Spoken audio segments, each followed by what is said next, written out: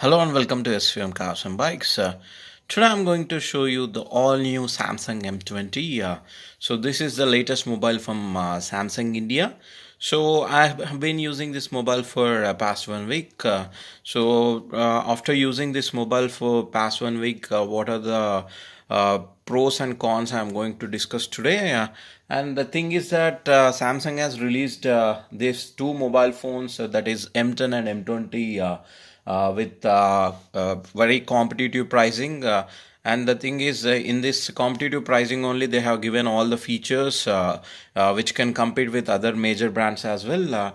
So that the main pros of this mobile is that this is 6.3 inches screen, and it comes with 83.6 screen to body ratio, and with a pixel resolution of 2340 pixels with 409 ppi, and it comes with 8.1 Oreo out of the box, and it has a 5000 mAh battery, and this one is a 4 GB RAM, 64 GB internal memory variant.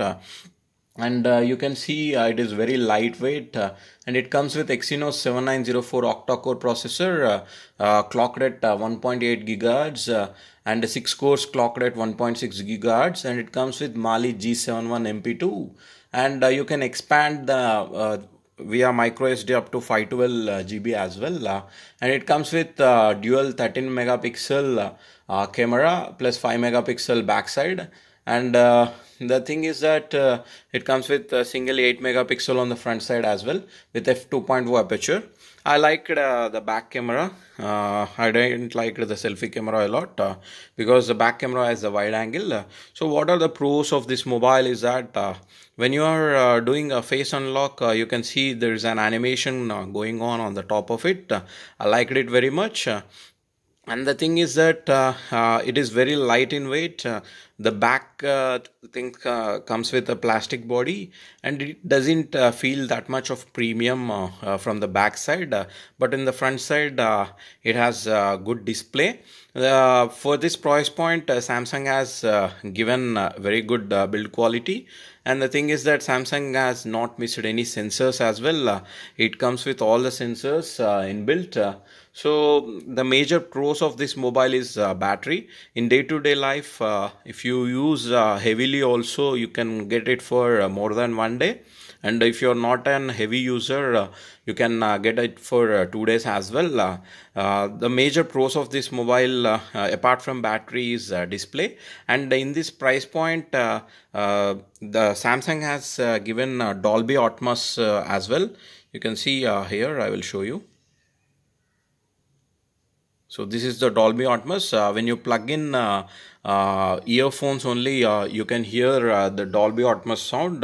So overall, the build quality of the mobile is excellent. What I didn't like is that the screen pops out from the back battery compartment. So that is one weird thing in this mobile. And what I didn't like is that the screen has come to the edge to edge.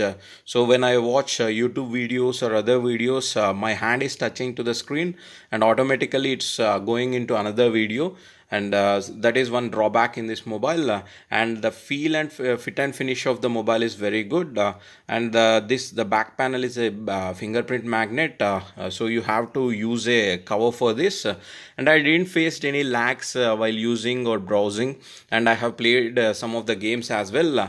In fact, I have other mobile, it is Samsung A8 Plus. When I compared those two mobiles also, this one scores a lot, and the price of that mobile is high, but unfortunately the M20 scores a lot when compared to A8 Plus. So Samsung is improving according to the competition.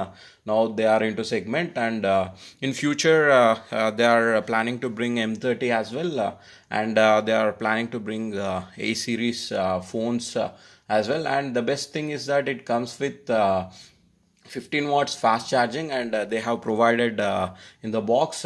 And what I like most about Samsung mobiles is that it comes with lowest SAR values. The SAR value rated is only 0.25 for head, and 1.59 for body. So overall the SAR value is in limits. So this is the update, guys, and I will make another video about Samsung A8 Plus versus M20, which one wins?